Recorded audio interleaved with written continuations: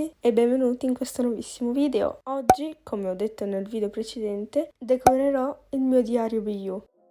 Aprendolo possiamo notare delle note di BU Italia, un piccolo spazio dove scrivere il proprio nome e il calendario.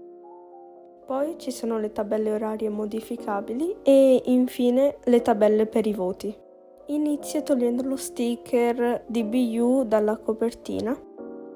E poi, dopo aver pensato per molto tempo, ho avuto l'idea. Utilizzo qualche sticker del diario per decorare la copertina e poi farò anche qualcosa manualmente. Ho scelto questo bellissimo sticker del Bubble Tea e uno con un Saturno carino.